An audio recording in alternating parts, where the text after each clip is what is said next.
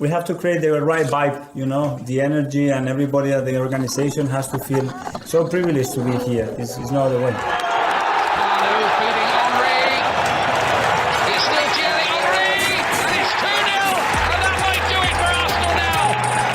Thanks for listening to the Purely Arsenal podcast. Please follow us on Twitter at Purely Arsenal FP for all the latest Arsenal podcasts. Welcome to another edition of a Purely Arsenal podcast. We are reviewing the 3-1 away win at second in the table, Leicester City. I'm Jack 10 Gouda, you can find me. I think it's people telling me to name the at, so I'm like, okay. Got James Johnstone with me. Hello, James, at LL Cool James 91. How are you, mate? Yes. Good morning, Neil. Good evening to you. Yeah, very good. Very happy. I'm impressed with what I saw yesterday. So yeah, we're all a little bit stunned and lost for words. Yeah. They're all going, oh, God, we didn't expect that. I did predict a win, by the way. Just did? say, I did predict. And was it 3-1 as well? I was 2-1. I can't remember who I named as first goal scorer, but it weren't Luis. I forget about it. So we can move on. Got at Neil by 70. Neil B, but it's BY, isn't that by?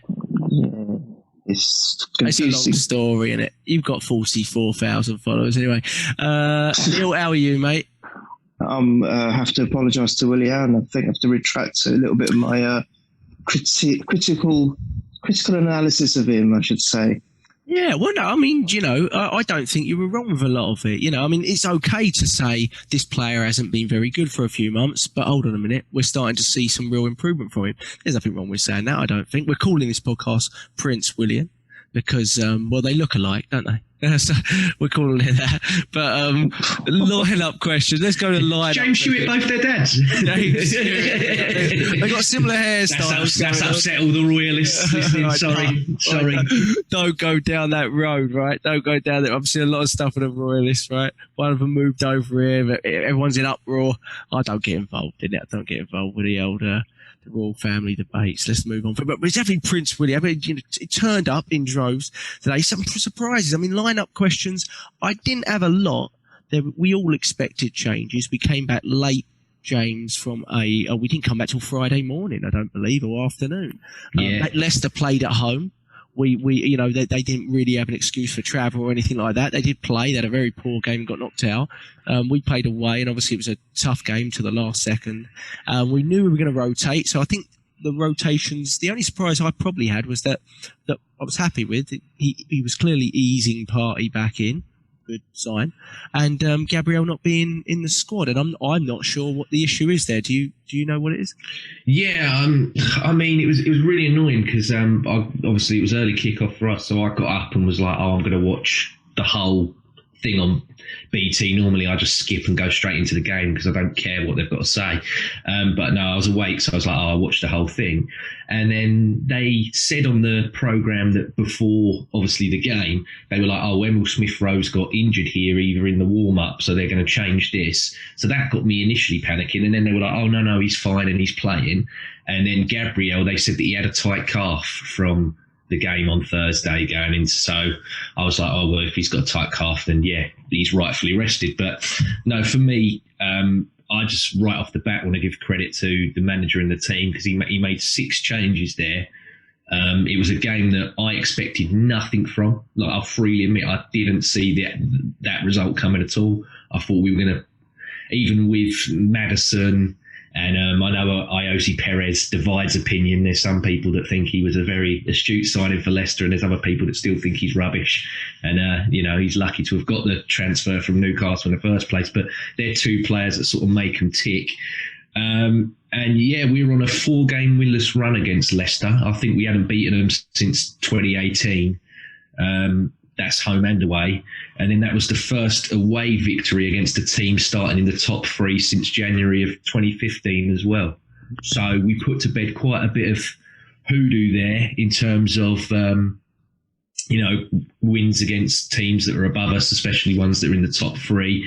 And then obviously beating Leicester, who we hadn't beaten, like I said, since 2018. And then there was also the terrible record we had coming out of the Europa games. Obviously we had 7 going into this where we'd only won 1 and lost 6. So now it's 8 and we've won 2 and obviously lost 6. So yeah, I was very, very impressed. He stuck by his guns. Obviously, you know, that lineup, I don't think that's the lineup anybody wanted, apart from him. And obviously he saw something, even coming out of, like you said, coming back Friday, and I think they only trained the Saturday afternoon. I think and it was a light session from what I saw and read as well. It weren't as intense, obviously, thank God. And all of them, to a man that he did make the changes with, performed. Obviously, apart from the very first goal, which we'll probably touch on in a minute. But no, I was more than impressed and happy with literally all of them. Yeah, slight frustration on Smith-Rowe. We don't know what happened in the pre-warm-up. We didn't see anything. There was nothing shown. He looked like he was moving freely in the first 35 minutes. It was actually after our equaliser that he just dropped to the floor. You don't see his movement change, but you do see him kind of holding on to his groin, which we know is a previous injury for him. Never really a good sign when those crop up again. Walks down the tunnel, shaking his head. So frustrating there. We know of any muscle strain, typically, you know, you're looking at a few weeks minimum. So that is frustrating, but shows, which we're going to get to because I want to talk about him, how important now that whether it's a permanent sign or not, how important that Odegaard signing was, right? And all those people saying, well, I don't want to inhibit Smith-Rowe's progress and, you know, etc. It was always about, no, we need to protect him. And get someone that can share the load, because the games are just ridiculous if you get to where you want to get to in certain European competitions and you know, you keep fighting for things in the league and things like that. So that was a frustrating thing. Neil, we had a question. I'm so professional now. I'm linking in questions to the moments that we are at in the podcast. This is next level stuff. No adverts either, by the way. At Leach_Ross, is our constantly slow starts down to the manager, or the players really can't keep going behind like this early on? Saw it against City last week, saw it against Villa, and saw it here again. And every time we do see it, Neil, it seems to be a collection of errors. It's not just one. It's like that the whole team is cold. It was a really poor goal to concede, Neil, wasn't it? Oh, terrible. Yeah, I believe it just puts you on the back foot straight away, doesn't it? You're playing catch up. We're having this, and it's a completely different debate, and I don't think we should touch on it on this podcast because we want to try and be a positive one. That we have difficulties with a challenging time with the officiating as well. So you're a goal behind very early. You've got that issue with the officials. So it's like you're playing 12 men and you're giving them a head start. It's awful. It's awful. Whether it's down to the manager and the players, I think I don't know whether you can blame the manager. The manager sets his team up. He gets all of his strats and tactics ready for them to adhere to or try to adhere to. It's down to the players when you get on the pitch, I think. We've had this debate about leaders on the pitch when they're actually on there, so it kind of takes away the role that the manager has to play while they're actually there doing their thing. So I just think that the players have to play for 90 minutes plus injury time. Always said it. You play from the start right to the final whistle. It doesn't matter if you're 2-0 up with 2 minutes to go in injury time. Anything can happen, especially when it concerns us. And I just feel that probably for a long time, especially this season, we just haven't played our best as a collective for the full 90. We might have played half a game, like we've mentioned. Why do we turn up in the first half? Or why do we start well and then we just lose it in the second half, like we did with Wolves? And even with Leeds to a certain extent, even though we were at a good 4-0 start, we kind of conceded a couple of late goals, didn't we? I just don't think we're just on it for the whole game, and we're not on it from all the players. And it was evident with the first goal, But I just thought, if I could just quickly say about the lineup, I saw that. I just felt dread. I thought El Neni, Xhaka, Luis. So it's going to be a pedestrian game. We're just going to. I just felt immediately that Xhaka has thrown all his eggs into the Europa League basket, and I thought, does he care about the Prem? Is it? He's not probably bothered. And you did call a win, Jack. You really did. I thought. No, good shout there. Because I'm proper fan, and I proper fan. Yeah, probably. Yeah, all right, whatever. You don't have to take. I don't like all these fake fans. Trust in the process. We don't. Trust the process. Always support the team, Neil. Support the captain, please. Just shut up. Right. So I thought, oh my god, okay, and Willian as well, and I thought, oh shit, right, what's going to happen here? Despite him having a couple of good performances, well, cameo performances recently. But I thought he got his game management completely spot on there. Off the ball movement was good. Just setting aside the first goal for a minute. Off the ball movement was good. And I just felt that they were hounding the Leicester players in 2s and 3s and 4s, always trying to get the ball back when they lost it. Just fantastic. So I thought Arteta got it spot on yesterday. Amazing management or game management I thought he had there. And with the first goal, I just thought, I've been hounded by John Brown. He's a follower of the podcast, a good friend of mine. And I tweeted something about Mari backing off and running away from the ball and thinking, what is he doing? Seriously, close him down, at least give him a way to think about what he's got to do to make that attack possible. But it was Xhaka's fault initially, I have to say, completely and utterly his fault. I don't know what he was doing, and he just lost the ball in a stupid way. And then from there on, Xhaka was playing catch-up. It was never going to catch him. And then you have Mari and El Neni. All right, you've got Luiz looking at Vardy, but then Mari and El Neni think that they've got to do the same thing as well. So they're all running away from Tielemans, and they just gave him acres of space to go and score the goal. No one closed him down, not one of those two. I don't know why they all thought they had to be on Vardy. Yeah, I know Vardy's a great goal scorer, but surely, Luiz is there and he's matching him and he's marking him quite well. I just found that absurd. I thought that was really, really Neil, poor from you 3 or 4 players. You alluded to it in the last podcast we did, where that's, and especially when it comes to like these early goals as well, we don't have a consistent back four, and we also don't have a consistent midfield partnership because they're always rotating and changing. So they don't, where they've never played with each other for a consistent period of time, they don't really know what they're going to be doing. However, to elude that, you do what we're doing now. Use your mouth. Yeah, it's the communication is the biggest problem. David Luiz, for however good he is, should be telling Mari, go to Tielemans. We've got Vardy here. El Neni's running back. He could have him if I don't have James, him. you're right. But the point is, if you look at it for the first few seconds, Mari actually turns away from Tielemans and the ball. So he can see it. He can see that. But he's so worried about. Yeah, he's so worried about Jamie Vardy. That's the thing. Like normally, we've got too many players that either play the space or the player, and they don't play the ball. And it was in that instance, no, go towards the ball. Like literally, everyone else is like, for me, Vardy's dealt with because Luiz is right there, and El Neni's making that recovery run. So just go to. But again, like I said there, the changes paid off in the end. But that would have been, if that would have been, the floodgates after that, that would have been the thing that everyone alluded to is that, oh, well, he's chopped it and changed it too much and everything. So it's, it's a lucky way in a sense that we obviously come back and did what we did. But they just got to communicate better. Like someone's got to organise. I mean, even Leno. I'm like, Leno, again, you're too quiet. Why aren't you saying moo? Do you know what I mean? Like.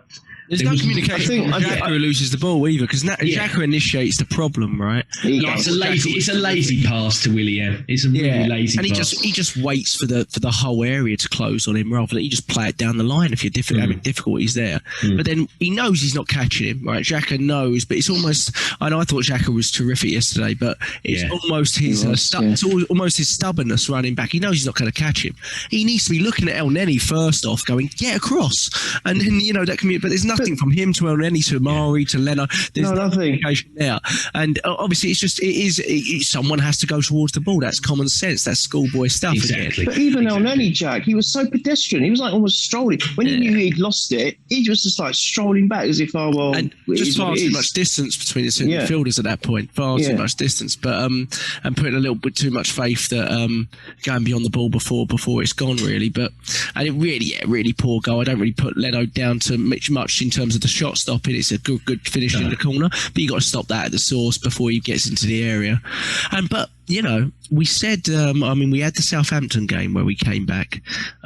This one was certainly more impressive because, firstly, who we were playing.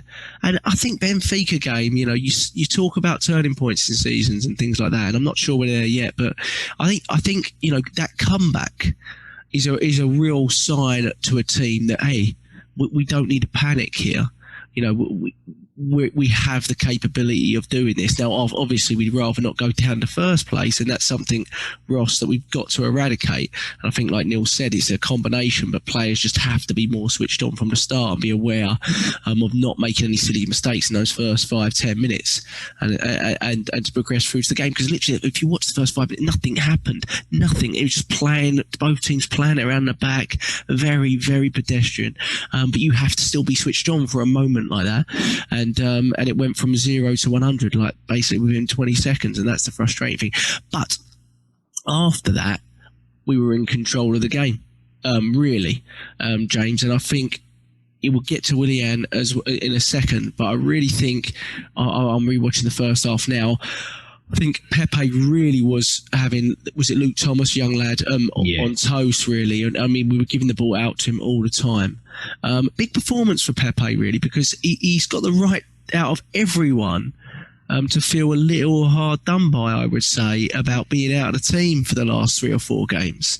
And it's a sign that he can do it on both sides, James, because his recent performances have come from the left, but also that he's not getting down on himself, right? He's still staying positive and waiting for his chance again, even if he thinks he should be playing, and he's taking it. Yeah. We all know that naturally his position is on the right-hand side. However, he has performed better on the left. And, credit for his performance yesterday as an individual. I thought he was superb. I've always rated the guy anyway.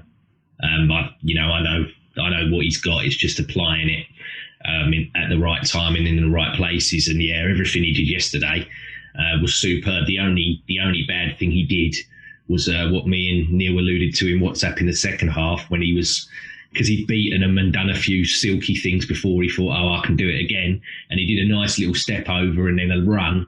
And Odegaard is literally free. Like, there is nobody near him. And he's literally just like, play me. And then he tried to do a bit more and got tackled. And Odegaard had a tap in if he actually, played it across. But that's the only bad thing that I saw in his game yesterday. In terms of what he did as well, he had Cedric with him. And all of his good performances that recently had been on the left, the left back was Cedric that was helping. And it just goes to show yesterday, 31 times him and Pepe linked up. You compare that to last week when he had Bellerin in there, they only linked up 8 times. So when he's actually got... James got the stats out today, but it's really, I've got some great questions on it. Another one who's probably got the right to feel a little bit hard done by. I'm not a big guy to digging out Bellerin. I try and give Bellerin the benefit of the doubt, but at the moment, like I said, the numbers are not lying. And you talk about that first half, the first penalty shout, it all comes from him. I think he does really, really well there. Initially, when it happened, I thought it was, but then when I watch it back, I'm like, it looks as though indeed he's kicked him from outside the box. However, Stuart, I think it's McFarlane, the club photographer, he put a picture up, and it looks as though that Tielemans clipped him as well on the way in. So it's one of them where it's like, okay, even though he does get kicked in the box as well, is that a pen, or is he already falling from when Ndidi kicks him? So it's a tough one. I have to be honest, when I saw it again, I thought the ref got the right decision. Yeah, so did I. Not seen that angle. So yeah. I thought the ref, in the big moments, we'll get to the pen as well. I thought he was okay, other than not giving out bookings quick enough, but that's expected with Arsenal. That Luke Thomas should have been booked about 10 times before he got booked. But yeah. Yeah, no. So that's all. Sorry. Oh, perfect. Sorry. Yeah. Sorry, mate. You're absolutely right on Pepe. I think, and you're right on the partnerships as well, because you think good players link up with good players, right? Kieran Tierney, anyone that plays down the left, we say he's got a good relationship instantly. Is it Pepe? Is it Aubameyang? Is it Xhaka? Right? Is it Martinelli? You always think Kieran Tierney, they've got such a good link up. I've really struggled to find one with Hector Bellerin, and I think that's telling, to be honest. And I think that tells us quite a lot about the type of fullback that he is, but also why we've struggled to really make that right side until we basically put our best player out there.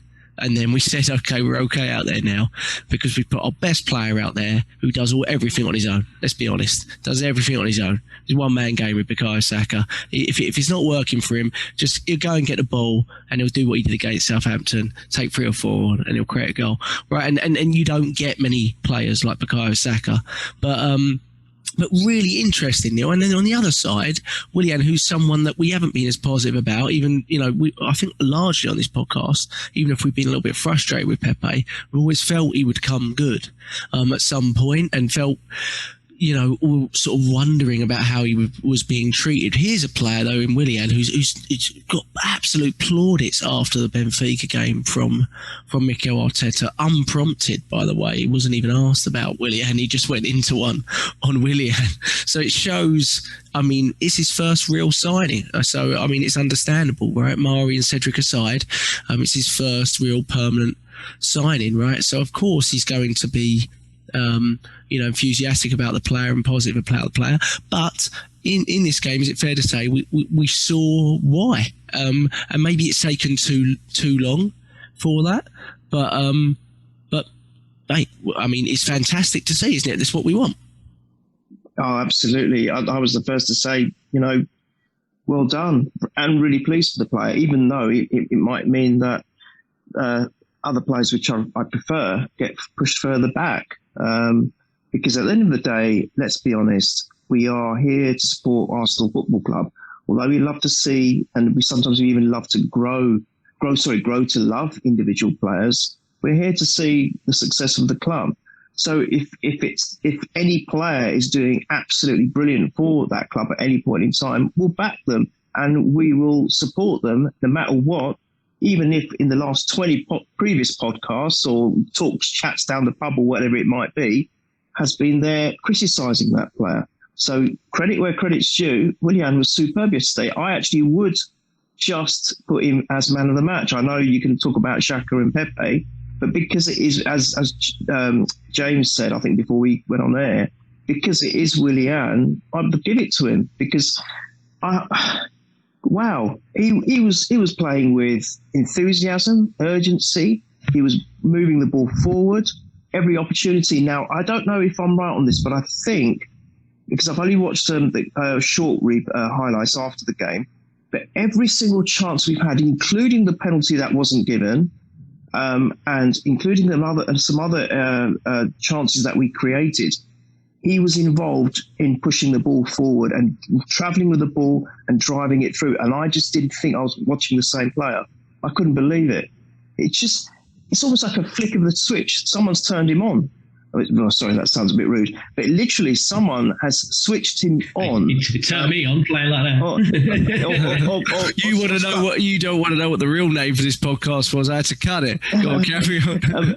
It's like they've taken the Tesco value batteries out of him and put super Duracell batteries in him. That's what it felt like. I was like, oh, I have another assist? Really? Is he just driven forward with the ball? Has he passed forward? He's done all of that. Didn't get the second assist, by the way. Didn't get it on paper, by the way. Just let you know. So, Yeah. but because it deflected. No, in my eyes, that was him. Sorry, I don't care if it was a deflection. That was all him. Because if he hadn't made contact with the ball, he wouldn't have got through, would it? I agree. I'm sorry, for sure. I think that's just an assist. But and the penalty, even leading to the penalty, he was involved in that. And then eventually, Pepe made that shot which hit the guy's hand. But I think, for me, he was an absolute revelation. And what that has done, it's given Arteta, it's probably made Arteta feel very happy that he's got confidence in what you say is his first proper signing. And it's given him the confidence to think that, I can see something in a player and choose well. Again, it's not a criticism, but the only surprising thing about this is, Jack, you said it's taken him a while to get there. That's the bit that surprises me, because it's not as if he's come from abroad. He's done it in the Prem with Chelsea, and that is what I find surprising. It could be, now I could be wrong, and James will correct me on this one, but wasn't he one of the players that wanted to stay with Chelsea? It was something that was. Is it about his money or something? He said this week he didn't want to leave. He spoke in an interview and basically said that he still sort of wished he was at Chelsea. Right. However, the answer to your question is that, he's left a club that really was a small club because they've only really been popular since 2003. Absolutely. And the pressure of coming to an esteemed elite club like Arsenal. Yeah. He's overwhelmed. He's been overwhelmed, with all the great players around. Yeah, exactly. And so I think maybe that may have psychologically played on his mind, that he didn't really want to be here. But, something changed. James, I've got to be fair, you said that it wasn't just after the assist for Tierney at the Benfica game. He'd already shown like little snippets in the last two games before that as well. So maybe he's coming through now, Jack. Maybe this is going to be the start of Willian. Yeah, it might be a little bit too late, but you know what? I'll take that. Sometimes it's better late than never. And weird things happen, and suddenly you look at an area and start to think it's just, the team has had to become more defined. And I love Smith-Rowe, and I think he's a terrific player, and I think he'll be a terrific talent. I never really felt he'd go through this season without getting injured at some point, though. I mean, you've seen for weeks him dropping down and needing extra fluids and, getting an extra energy bit here and there and coming off early with, and you just didn't feel, he quite had it in his legs to play as much as we were needing him to play. And now it looks like, because it's going to be a straight shootout for the left wing between Willian and Pepe. I think we probably all know which way the manager's going to lean, which depends on the game state. If he puts in performances like that, I wouldn't really worry too much about it. But I think at the very least, both players are putting a question mark in the manager's mind, Willian and Pepe, and that is what you want. You really, really want that. And he spoke and alluded to it at the end of the game about senior players standing up and taking responsibility. And you tweeted about it, Neil, and said exactly, and it's absolutely right. And I think he really was saying, you've not been doing this. You've not been standing up and taking responsibility. This is the blueprint. This is what you need to do, so that you should not be not being able to drop our 19-year-old right winger who has played more than anybody outfield minutes, I think, this season, or top or second. Yeah. I think he's just behind Xhaka. I think Xhaka just behind Xhaka, of course. Yes, one more red card and that will sort it. I'm joking. That will sort it out. But we shouldn't be feeling like that before the game. We're going, our best players on the bench. Aubameyang. Yes. We should not be feeling that. And this is why I always come back to how we measure progress and how many goals we've got this season. This is proof, right? I know it's just one game, but it really is proof that we actually are very, very talented in the top third of the pitch. We have an amazing amount of depth that even top four teams would dream of, to be honest. And it's about getting those players firing, and we've not done it enough. And in that case, I think the players have to take some, but the manager as well has to take some responsibilities. 31 goals in 25 games was just not good enough before this, with the type of talent we have in that attacking third. And it shows. I mean, we've got literally 2 players for each position because we rotated the whole front. Yeah, we have. Yeah, and you know, we put in a performance like that against second in the league. So it's proof that we do have the depth, and they can do it, and they are capable. The goal. Sorry, Jack, can I just say as well, one important thing, which is very true of Aubameyang, because you always see him when he's playing well, he's got a smile on his face, his body language is different. I don't know if you two noticed, but as the final whistle blew and the players started coming off the pitch, it's the first time I've seen Willian smiling, and it's the first time I saw him happy. So that could be a great sign. Yeah, I'm sure it means. I think the frustration comes from Arsenal fans in that we knew it was a 3-year deal, but it was a 3-year deal for a player that was 32. And what you're expecting is that player to hit the ground running, because you're expecting him to deteriorate year by year. So if he was 22 and coming from Chelsea, you just wouldn't have got this sort of reaction. But I think also the frustration was that the manager just basically kept playing him through terrible form, right? And it almost played into. So when people say, "Oh, why are people criticising Willian?" Well, you got to look at the manager there, because you should have just taken him out of it about 2 months earlier, because you had a player that you started to trust the season before in Pepe, but you decided to play this same player for 3 months. And I'm not saying it was his fault that we had such a poor start to the season, but that's just one of the reasons that, you know, you start to question the whole non-negotiable thing and things like that. But I don't want to go into that, because it was a really good performance. The great free kick for the equaliser. I thought we were patient and professional, with purpose, James, in terms of the way we went after the goal, because we really looked like we should have scored before that. We didn't have unbelievable chances, but we were probing. But it's looked like something from the training era on that free kick, James. Yeah, finally the guy that we got from Brentford in the set pieces. It's, I think I said it before. I think the last set piece we scored from in the league was November, wasn't it? The Gabriel versus Wolves, the header. So, we've waited ages. Which was Willian again. Yeah, exactly. So, I mean, that was the thing. He entrusted him to do the corners and everything yesterday. There was times where Pepe went to take them, and Arteta went, you heard Arteta shout, and then he went, well, hands up. I do agree with that, by the way. I think he's very good on set pieces, Willian. Yes, yeah, that's one thing that we can say, yeah. But, no, I mean, you guys both older than me, so you might remember it a bit better than me. I know you look younger, both of you, but no, I think you might remember it, especially you, Neil. Apparently, my father said to me that this Willian, we always win when Willian assists, is becoming the new we always win when John Jensen scores. And I thought that was, I know obviously the John Jensen story in history, so I thought it was quite fun. I thought it was a very funny comment. Hold on a minute. Is John Jensen wasn't his first goal? Am I thinking of Stefan Schwartz? Wasn't it like a 3-1 loss to QPR though? No, he scored. No, we won. He's sure about that. Yeah, because I remember he only scored obviously the one, and then George Graham in the interview went, "Oh, we always win when he scores." So I don't know what you're talking about. That's where the quote comes from. So, and then I think he scored against Man United in a Charity Shield in a penalty, didn't he? Yeah. All the fans always shout. I'm Googling it, because if I get it wrong, someone's tweeting me about it. Yeah. Yeah. No, I think that was the only time. But no, you talk about the first goal.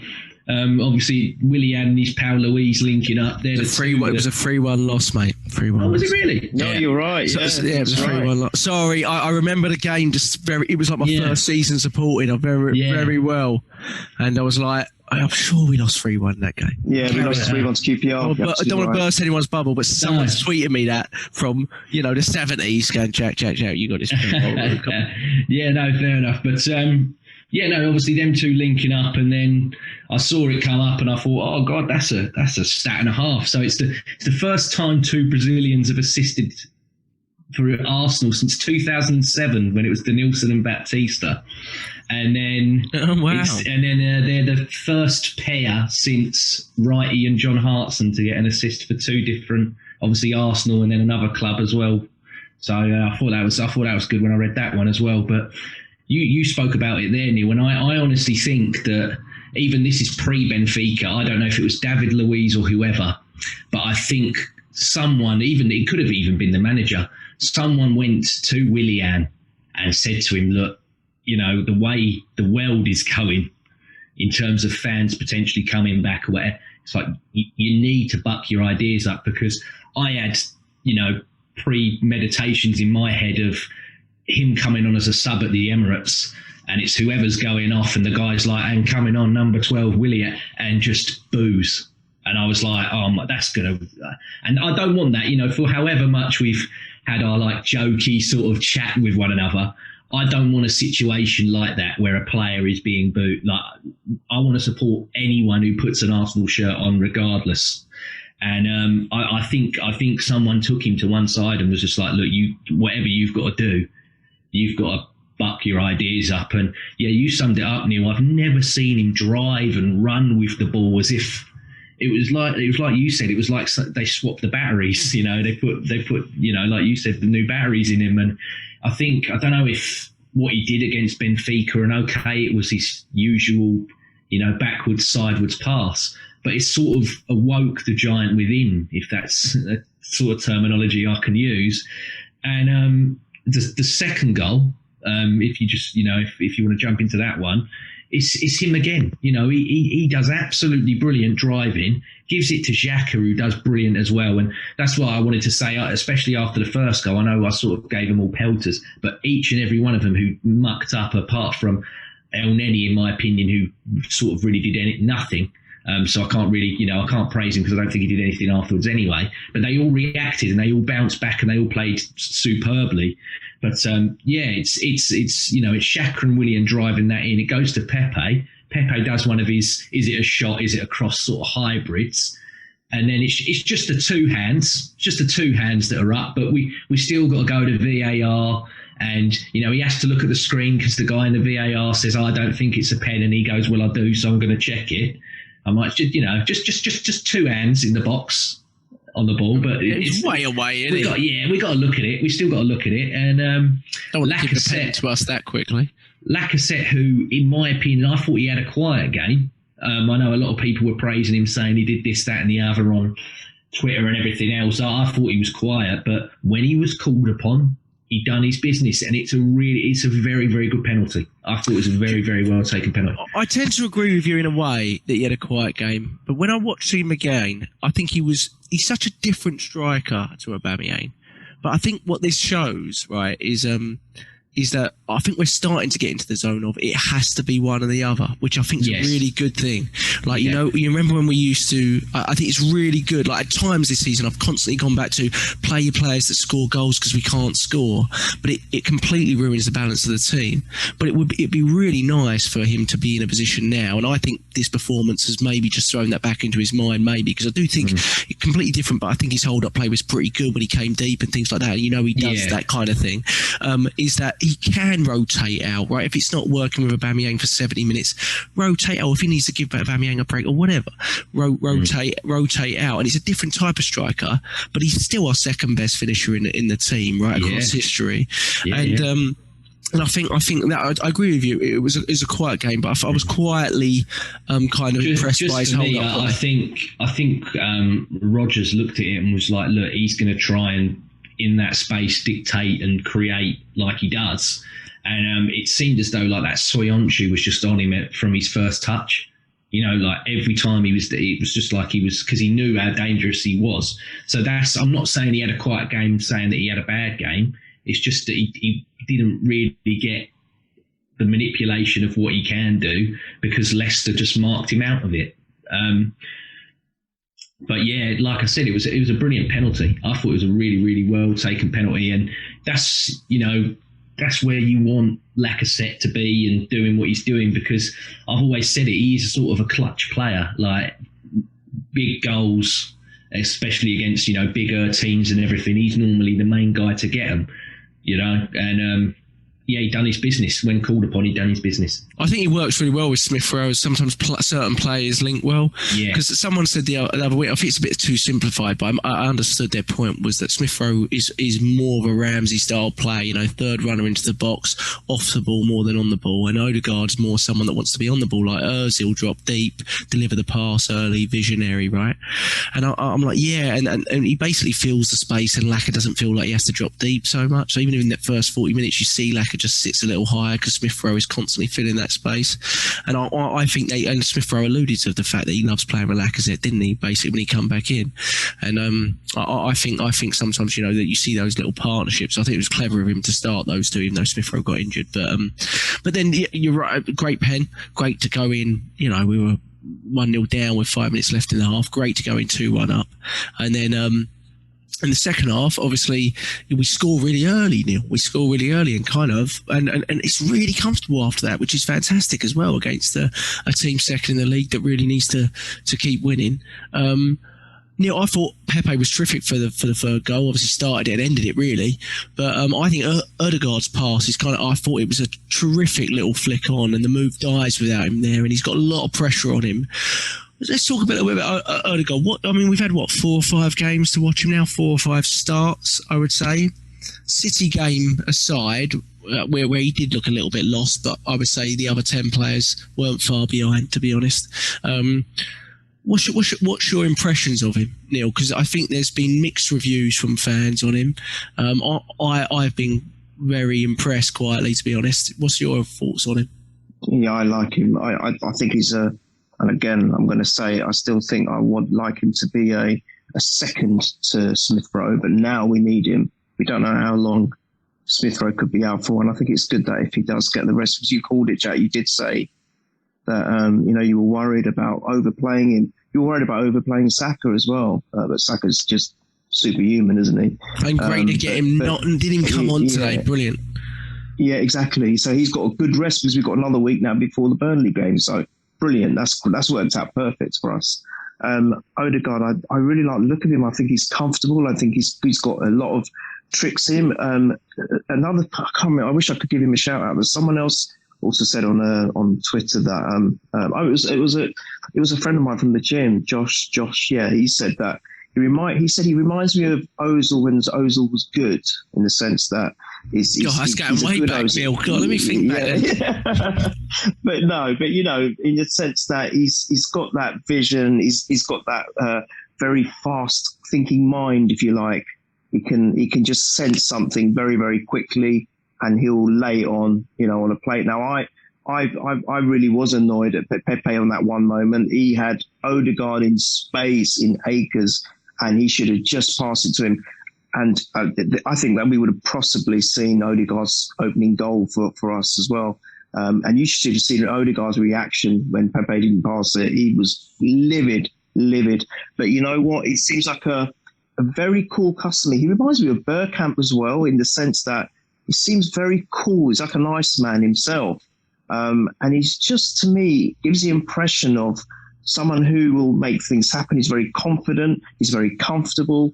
And there's this debate now as to whether we'll get to keep him in the summer. I think we need to still see a bit more of him. I think the players still need to bring him in the game a little bit more. I do think that he's bypassed. Sometimes I'm watching the players play, and I don't know whether they don't know him enough yet to have the confidence to pass to him, or it's just the way that they're playing. It could just be the way that they're playing. I don't know. But I've seen him in space on more than one occasion, and he's not given the ball. And you're thinking, give it to him, because he can make something happen very, very quickly. We've got that extra creative player now. We seem to have an abundance of them from having nothing. We seem to have an abundance of them now. And I like him. I really do like him. And I hope... I'd like to see him play. I think he will play now. I think he'll feature in the next few games. I don't think Smith-Rowe will come back, even if he recovers quickly. I think that's not a bad thing, because I do feel that Arteta has given Smith-Rowe a future now with the club. So I'm not too worried. I'm more worried about players like Martinelli, actually, to be fair. I think Smith-Rowe has got a future. So I'm now really happy that he plays Odegaard in the next few games. No problem at all with that. James, I just want to touch on Lacazette as well. I think you're right. He probably wasn't as prolific as he normally is. But I think what he did yesterday, he was almost an unsung hero for a lot of the time, because what he was doing, he was giving Pepe and Willian to do what they needed to do on either side of him. And if you think about the third goal, if I can just quickly touch on it, Jack, it was him. It was Laca. I think Xhaka kind of looped the ball in the air to start it or start the move off. But it was Laca's strength and hold-up play that kind of was confusing the defenders. And then all of a sudden, Xhaka thought, stop this. I'm going to run through the whole lot of you and grab the ball off you. But Laca's initial strength, I think, allowed Xhaka to do that. And it's little things like that sometimes people miss. That's where Laca comes in, and he does that kind of stuff, which Aubameyang doesn't do or can't do, because I don't think Aubameyang is as strong as Lacazette. So I thought Lacazette was an unsung hero actually yesterday. But anyway, I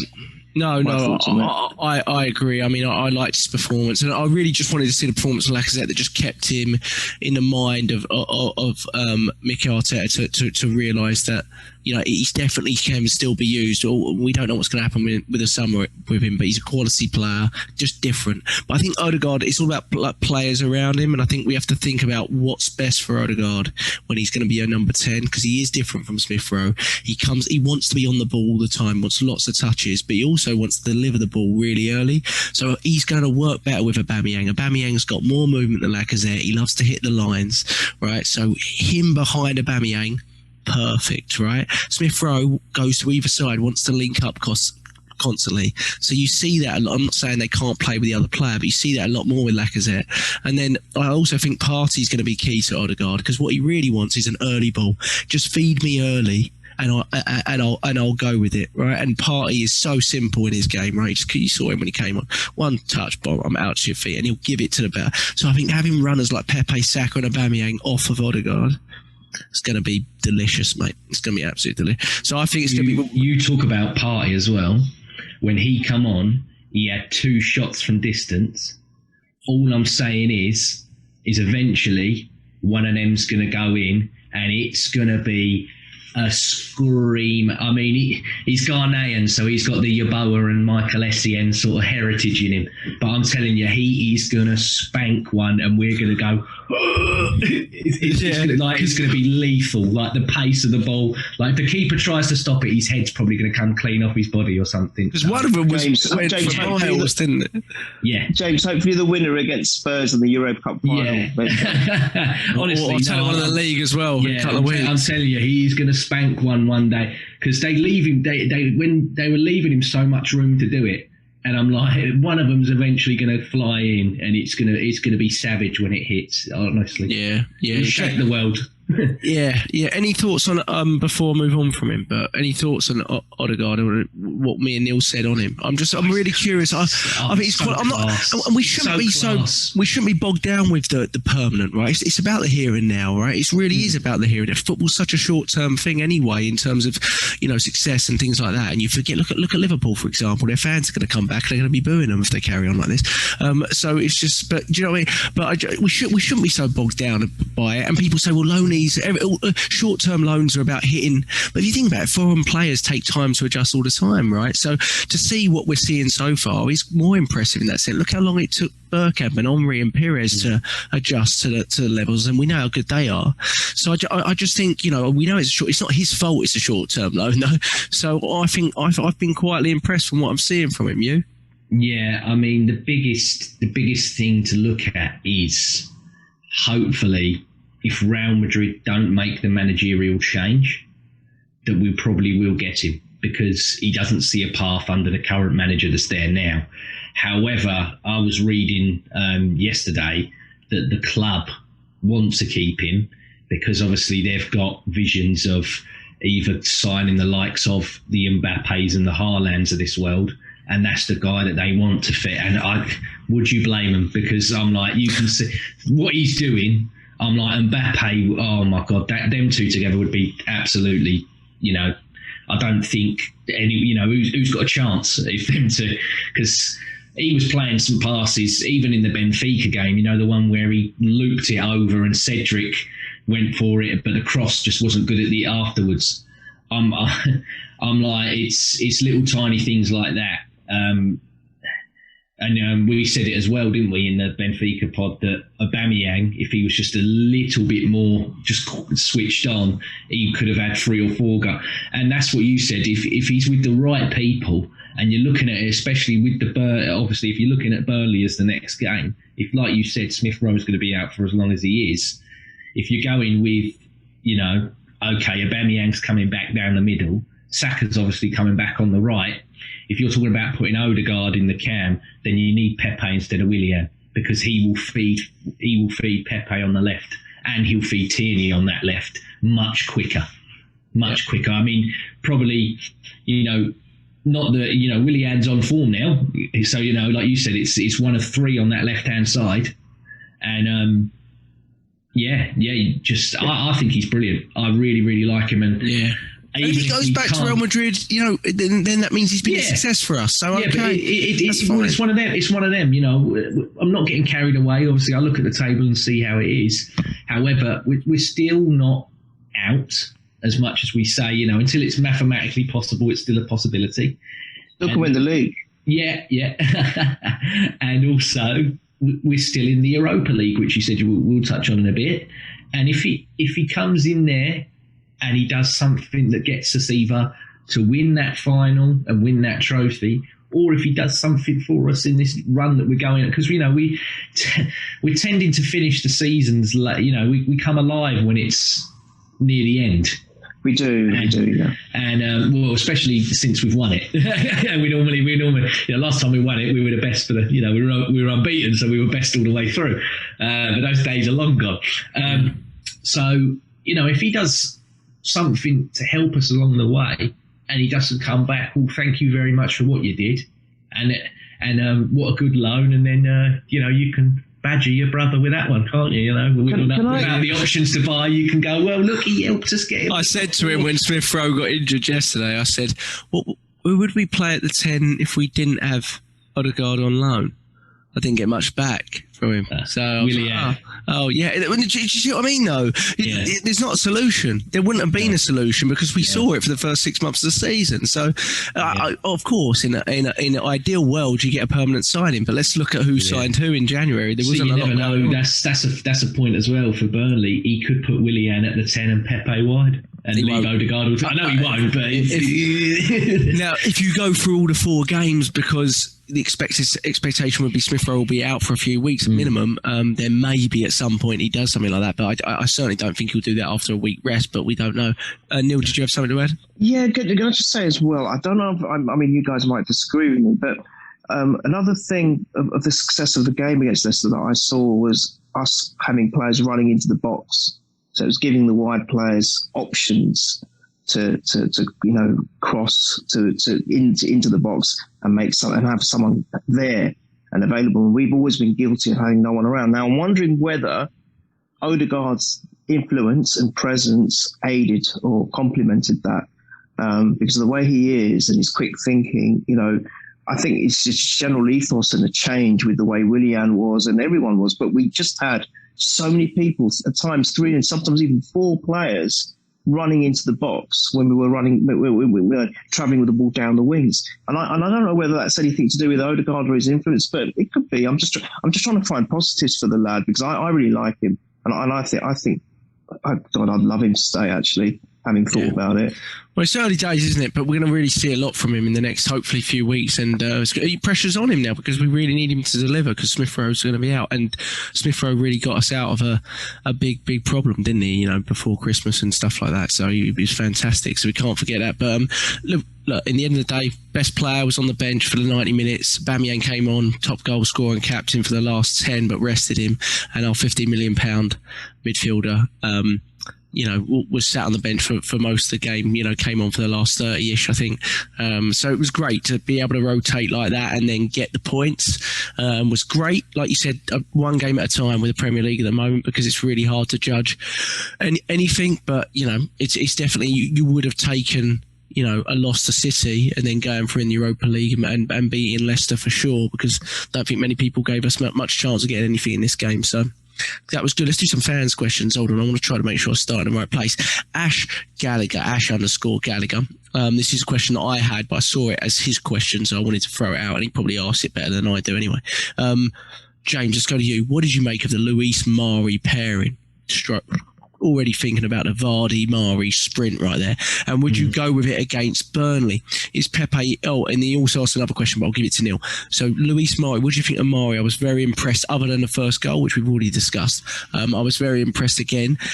I think he makes me feel a little bit of a calming influence in comparison to Gabriel. I think he's a little bit more mature at times. But he probably lacks the attributes that Gabriel has. But I think he's a little bit more mature, reads the game a little bit better. What's your thoughts? Yeah, no, you've summed it up there brilliantly, and it's another one where you got to go like, well played, £5 million. For what he's doing for £5 million, looks like a very good signing. And he was a guy that got badgered initially just for being injured, and it was like, well, it's not his fault. I thought he was very good when I first saw him when he played against Portsmouth. I saw something there where I was like, I don't know whatever it is, but you are, I think it's because I was, seeing the dreadfulness of the Mustafis and the like at the time, and it was just nice to see someone who didn't look like an idiot. Obviously, like I said, both of them reacted brilliantly after the calamity for the goal. And like you said there, the Vardy sprint and everything, just using his body well, got the ball and everything else, done his job. Obviously, Gabriel's still the best centre-back at the club. I've got no qualms saying that, regardless of how his form is. But we're talking about the partnerships here. Burnley, I'd probably think it would be Gabriel and Luis. I think, obviously, after he's had his week's rest, he'll probably come in for that one. So I think it will go back to being Gabriel and Luis again. But, we were worried about the mobility. Obviously, we conceded one. But, no, I think both of them showed that they can work together. And if need be, that is another option. Like you said, he likes to have the right footer and he likes to have the left footer. So... he's only got two left footers in, Gabriel and Mari, so it's one of them, and then you got to pick out Holding and Luis. Yeah, and we know Holding was coming back from his concussion protocol. Yeah, I do tend to feel that he'll start Luis over Holding if given the chance. I think the reason Holding started mostly was because basically Luis was in and out of the side with injury earlier in the season. The thing with Burnley is, they're going to pump the ball in the air, so I don't know if maybe he'll go for Mari for that instead of Gabriel, because it's going to be an aerial bombardment. Yeah, exactly. That's what I was thinking as well. I think maybe he'll stick with Aubrey. He also asked, is Pepe in your first 11, and how does he lock down that position, Neil? What are your thoughts? Is he in your first 11 when everyone's fit? Oh wow, that's a tough one. Well, I don't see why not. If he's going to play like the way he did yesterday, or today for you, Jack, I don't know how the timings work for you, but yeah, he was brilliant. He ran Leicester, who arguably have been a very, very good attacking unit, and defensively actually in some ways. But I think they have had problems at home. But I'm not taking that away from us. I'm just saying it how it is. But I just thought he ran their players ragged, literally for the whole game. And if you're going to have a player doing that, how can they not get in the side? But my issue is, you've got Xhaka and Aubameyang to come back. And if his favoured choice is Willian, as we know it to be, especially when he's been off form, I don't know. I personally would like to see it. I've already told you guys who I like my front formation to be, of Laca, Pepe and Xhaka. So that's my preference, but I don't know. I'd like to see it. I think he will against Burnley. I'll be shocked if he doesn't. Your front four wouldn't include Aubameyang at the moment. Please, because I'm not saying nothing. Johnson, I'm not having pelters. I'm not having him on me again. I'm just fed up a bit. It's boring, John. All right, it's boring. You're a sweet captain, Neil. Respect your captain, Neil. Respect your captain. Well, in saying that, Ash Gallagher also, last thing, he says, Laca's great with the kids, been excellent. Thought he was excellent today. Is he 100% gone in the summer? My opinion on Lacazette hasn't really changed. I felt he's still going to be really important towards the end of the season, but I would definitely sell him in the summer. Definitely. No matter how, even if he scored 20 goals for the rest of the season, which I hope he does, but I would still sell him in the summer. If that Monaco bid is correct, you'd be an idiot. £50 million for a player of the year left. No way, they're not going to offer that, are they? Well, if it's correct, yeah, but if that's correct, you've got to take it. For a guy with 1 year left, 50 million quid, you have to take it. Honestly, I wouldn't be surprised if it was half that. And I think No. we would still consider it, to be honest, because I just think, unless it's sort of like 1 year extension for him or something, you can't be giving a new contract to someone that's at that age. That isn't a start. I said 30 million. I thought 30 million would be the fee. Yeah, and I'll be fine with anything near that. And I just think, Ash, I really like Laca. I've always loved him since he's been at Arsenal. I think he's a really, really good player. But I just think his type of role, and I do think Arteta likes that type of role, that kind of unselfish striker, hold-up play. I think you need someone that's got more legs than him, to be honest. I think, the best you can get out of him is 60 minutes and then he's dying. And I think you need someone that's got more energy, more legs than him, to be honest. And I think it's... Well, to be honest, if you play over in the middle, then Pepe definitely. But then what happens to Martinelli? I can't believe I'm saying this now. What happens to Willian? Yeah. What's happened to William? Neil, because Saka on the right is great. Anyway, go on. Sorry. You can't move Saka on the right. This is a question on it. At Budgie Simon, top man. Should we rotate playing Saka and Bellerin and Cedric and Pepe on the right, as Bellerin seems to negate Pepe? So he's saying, Saka with Bellerin, Cedric with Pepe, talking about partnerships again. Also, should we be playing with Smith-Rowe? Smith-Rowe, Odegaard, central, as I think Smith-Rowe plays best middle and not either side. What a great addition to the squad of Willian has been. So basically saying, do you agree with the rotation? I tend to think Cedric would link up quite well with Saka as well. I don't necessarily think he's the answer at right back, but I do tend to think it's more of a Bellerin issue, Simon, than anything else for me anyway. But I know I'm being harsh a little bit, but I do agree with the central thing. I think James alluded to it in the last podcast, playing one or the other of Smith-Rowe or Odegaard. I think that really they can't play together. You've seen enough. I've seen enough to say they can't play together. No, it's got to be Smith-Rowe in the middle as well. It's one or the other. It's one or the other. And where are you at with the right back, Neil? Do you think it's just about rotating? Well, Saka, just play Saka. Don't need anyone else. We can play with 10 men. Forget Bellerin. I know that's harsh, but honestly, and I think Cedric, the stats don't lie, James. He said it right at the top of the podcast. Cedric seems to work brilliantly with Pepe, fantastically well. And I like Cedric, and I'll tell you why. If you think about the third goal again, Cedric went on an overlap and it kind of confused the defenders and pulled them away a little bit. By doing that, it gave Pepe room to move. I'm not sure if Bellerin would have done the same. I know I'm being harsh on Bellerin, and please, I'm not going to get everyone going, look at them again. If it's not Willian, it's Bellerin. If it's not Bellerin, it's not about that. I just do not think Bellerin is the player he was when he first came, and we were all wowed by him. I think if we get 25 million for him, and there's strong suggestions he might be going, take it. Like you were saying about Lacazette earlier, James, take it. If someone's going to come on with a bid for him, just take it. And I think Cedric is I think Arteta, we were criticising Arteta a little bit, but he seems to have now got it right with Cedric as well as Mari. And Mari, I'll tell you something about Mari. I like Odegaard. He's very comfortable on the ball. Very comfortable on the ball. But yeah, Cedric for me. Cedric for me all day long. We saw against Vardy, he's not a slow coach, is he? He can definitely hold his own. In a foot race, Vardy is not slow. So we give Xhaka the props for it all the time about the conditioning. Of how that's the one thing we go like he's always getting himself fit, and he does go up and down, and all right, he hasn't got the best mobility, but his stamina's always there. Cedric for me is the same. The guy can just get up and down. Well, I know he's probably not a sprinty, quick. Well, he's faster than Bellerin though. He definitely is now. Yeah, definitely is. But that's the thing is we've looked at we always say, look, you've got to look at the way football's going. And currently, the right backs and the left backs, especially on that Liverpool blueprint, and we all know how Liverpool got there. But that's the way.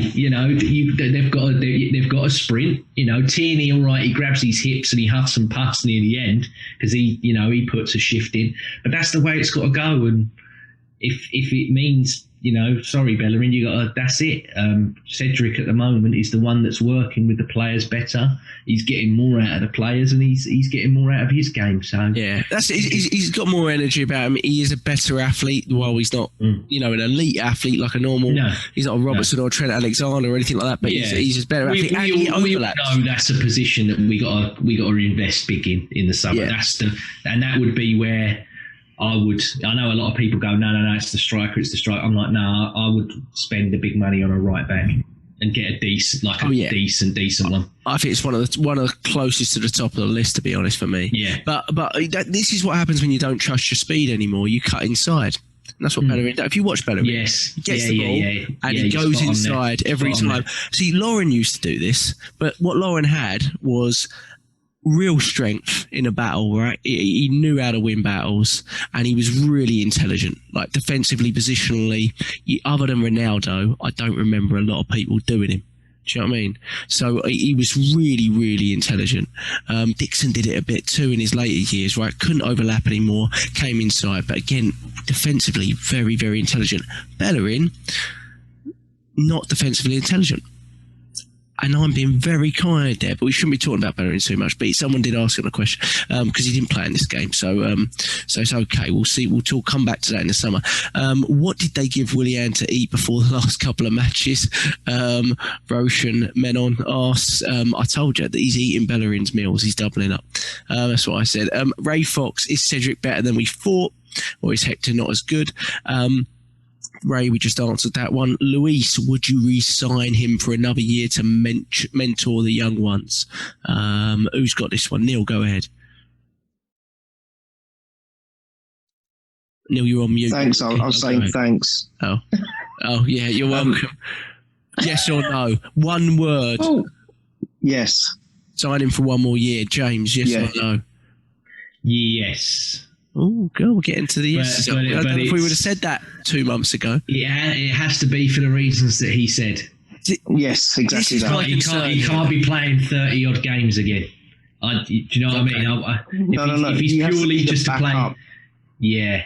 If he's purely just to play a few games... player. Yeah. Sorry, James. Sorry, yeah. No. If he's playing a few games, but he's purely there as an influence... Yes. Agreed. This is my concern with Luis. He's 34 and he's still starting. No. I don't think he's that type of person. So I think he's the type of player. He's going to play all the time. There you go. Yeah. And I think we've got a question in a second on loanees out and what do we got. But I think there's a certain player that's loaned out at the moment we're really hoping comes back. And I'm struggling to see the pathway if we renew that. So what I'm hoping Arteta's being wise about it, and he's going, yeah, I would, yeah. Same with Lacazette, yeah. In the summer, cut the ties, and don't be frightened to cut the ties either, because I think we've been a club that's kept on to players for too long sometimes, and I do like Luis's influence. I'm sure he's influential, but you know, I think he's move on. If you look at him or Lacazette. I can see. I reckon if it's not already done, then it's being done for him. I reckon he's 100% staying in. Luis. Yeah. Okay. I reckon. Yeah, manager really likes him. Obviously, players get on with him. You know. I think Mikel Arteta just likes people that obviously work hard and clearly, and he talks about character a lot, doesn't he? And you know, he is one of the only ones who's got a bit of character. You know. Yeah. For all the mistakes he makes, he is another one as well, though. When it comes to the crunch, he can go, well, there's my medals on the table. What the fuck have you ever won? Yeah. And then that's it. He wins the argument. He wins the argument. Yeah. There could be another side to this. There could be that he's already had discussions with Arteta, so he's happy not to feature regularly and be that behind the scenes kind of guy, because apparently he gets on really well, especially with the younger players. And they all look up to him and they get advice from him. And if that's going to be a positive influence on them, why not? And that's only if he's happy to take a reduced, time on the pitch. If he's happy to do that, then fine. But if he's not, like you said, which is a good point you made, then maybe it might be worth getting rid. But we do know he wants to go back to Benfica at some point to end his career, I believe. But at the moment, they're full of old centre-backs in Vertonghen and Otamendi, right? So, which was lovely to beat them, wasn't it, the other day? But is Martinelli in the doghouse at Sportnut 100 says, take it away, Neil. Go ahead. I know this was one that you've been sort of hinting at throughout the podcast. Martinelli, what can I say? Yeah, I mean, he's obviously done something wrong. He's obviously in the wrong. Do you think that though, Neil? Do you not? Oh, sorry, but do you think? I mean, because a lot of people saying, "Well, where is Martinelli?" Like, well, I'm concerned. Where is Martinelli? I know I've had issues with Arteta on a lot of stuff. I'm a little bit calmer about this situation. I envisage it a little bit like I think there's going to be a lot of breaking up of that attacking area in the summer anyway. I think Lacazette will go. I think Eddie Nketiah is off. Balogun's off. He's clearly already in the squad. So I think he'll free up. And I think my bigger concern is not that he rates him, is where he actually truly sees him fitting in. Is it left side or is it as a sort of backup to Aubameyang? That I'm not sure of. I presume it's maybe the latter, but though I presume we're also going to replace Lacazette. But I mean, you think though he is in the? You think there may be something else going on now? No. I was joking. Okay. I just think that I just worry about him mentally. That's all. If there's a plan, and Martinelli's aware of that plan, and he's probably already accepted that he's going to probably feature more next season, and he's content with that, I've got no problems. Completely trust the process, absolutely 100% in that respect. If, however, he hasn't had these discussions with Martinelli and he constantly sees himself ending up on the bench, and even when he's on the bench and he's not playing, I don't think that would do any player's mentality any good at all. It doesn't matter who you are, and it doesn't matter how strong-minded you are. He is a player who is utterly capable. I still will go as far as to say that he has the potential to become, if not the best, one of the best strikers in the UK, potentially Europe as well. I really think he's got everything in his game to become an excellent forward. And if he's sitting there knowing this and he can't even get 5 minutes on the pitch, that can't be good for your mental state. So that's where my concern is, Jack. But if he has had conversations and Arteta said, look, Gabriel, you are going to feature next season big time. Don't worry about that. Your time is coming. And we're also being a little bit cautious with you because of your injury, etc. We just want to take it slowly. We're okay at the moment, but you are going to get your time. Stick with us. Everything's going to be okay. So I think it depends on the conversations which have been had. Yeah, and we don't know that. Yeah, hopefully it is what you said there. I mean, I do agree with you to a certain degree. Like, we were 3-1 up today, 10 minutes to go. Could he have brought on Martinelli? Yeah, he probably could have. Do you know what I mean? So I think, and then there's those moments, a Leeds away. I don't think he did. Maybe he did, but I don't think he did bring on Martinelli. Could he have brought on Martinelli? Yeah, sorry, Leeds at home. Yeah, he probably could have. You know what I mean? So I agree with you there. I'm hopeful though. I don't think what we're dealing with here is an Eddie Nketiah situation or even maybe a Saliba situation where he might go out on loan. I don't think that's what we're dealing with here. But I could be wrong. And in the summer he surprised me. Don't know, James. Yeah, no, I said it last week. The guy's too talented. So for all that I give Arteta's pelters sometimes, he ain't as stupid to see that this guy ain't the real deal. Yeah, I agree with that. If us as fans can see it, then surely the guy watches him more than us. I think it's just finding situations to put him in. And yesterday was a prime one and he didn't take it. Yeah. He didn't take it. So yeah, a bit odd that. So I agree with that. That's a bit odd. Yeah. But I think he's a wide player instead of a centre forward. I know that's up for argument a lot, but I think especially with Lacazette going next season, like we all said he is, and obviously Aubameyang being the main option up front, I think he's got a very good chance of being either him or Pepe are going to be the main starter in that left side, because obviously Willian being 30, I can't see him starting a 33-year-old wide player.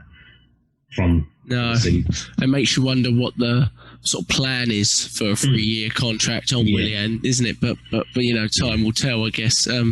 Hopefully there is one. But a great question from Mike Harris. We miss him on the podcast. Can't get him on because I have to do these silly early morning times for everyone, and I know he's busy.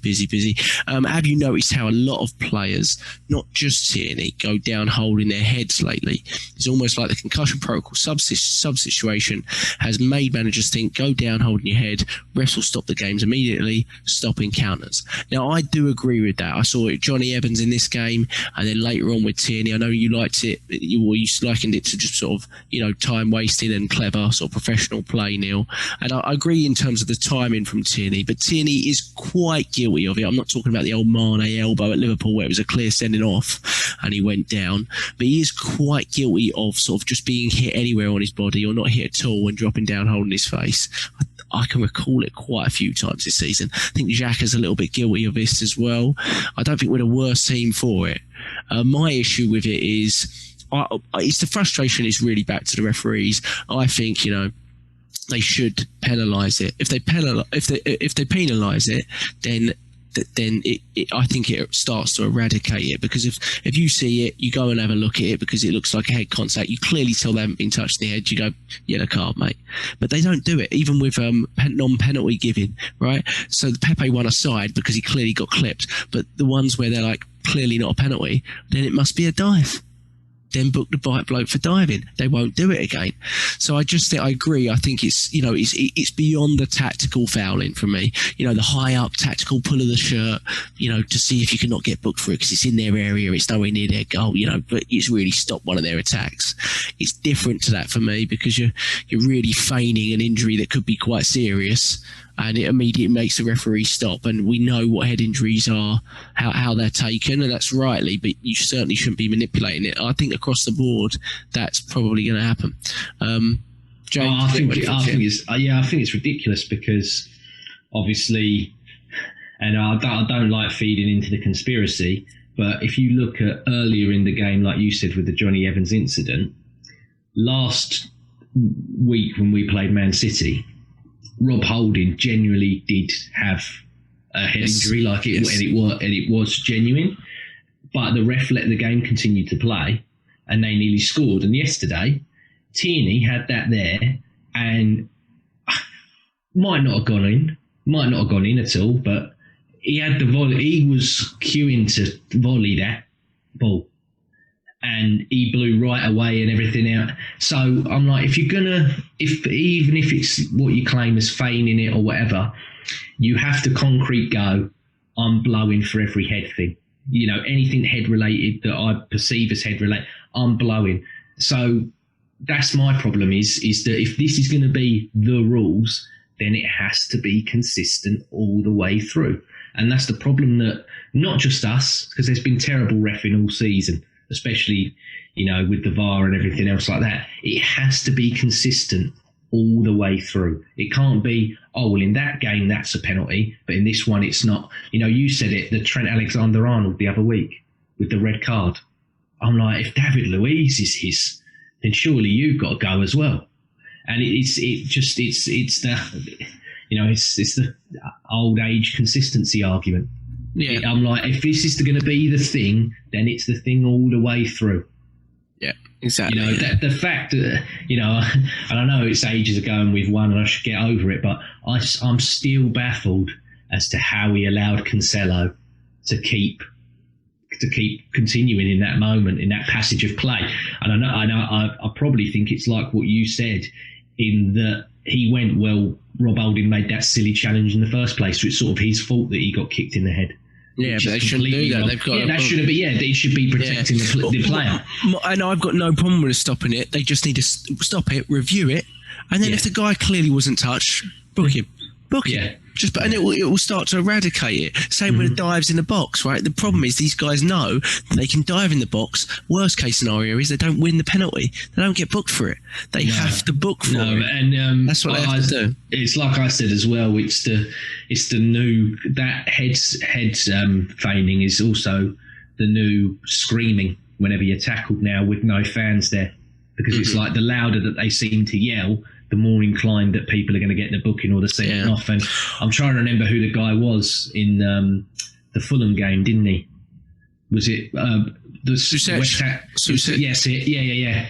Because they made a big scream. Yeah, and I do think it was great though today how the Arsenal players surrounded the ref when they knew it was a pen and it was a handball, and appealed for the one before that where it was eventually given us a free kick. But that was something we moaned about against Wolves that we weren't doing.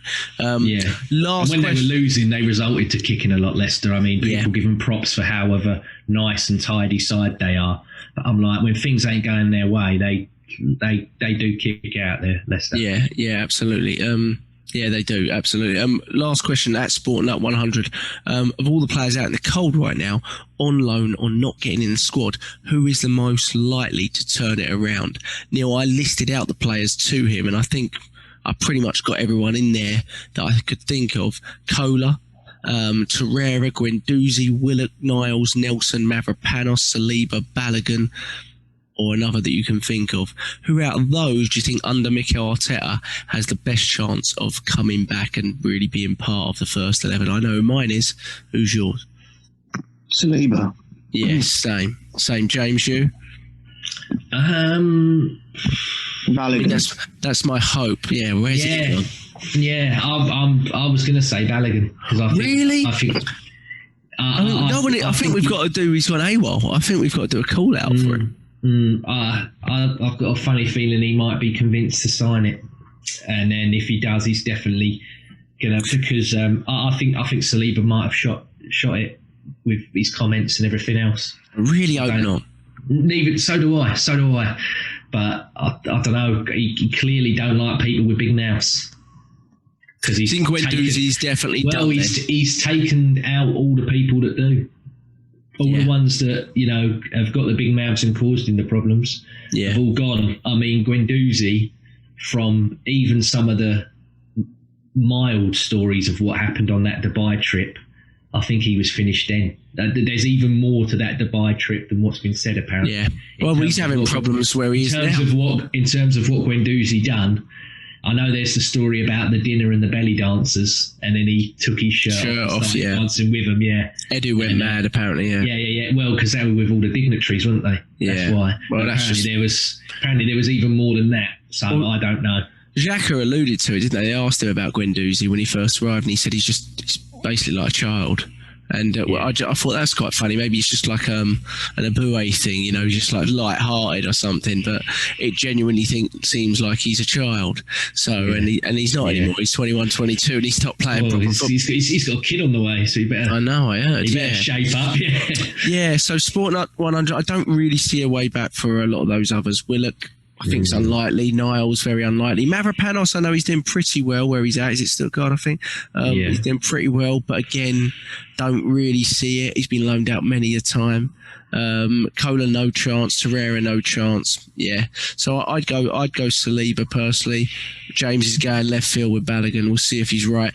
Olympiacos in the Europa League. Other than dread and pain at 2-1, as Mike would say, from remembering last year's tie. Any thoughts on it? On paper, it could have been easier, for sure. Probably could have been worse on paper as well, for sure.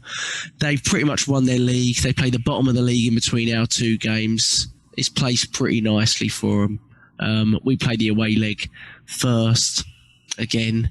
I prefer that though. Do you? Okay. Yeah, get your business done early.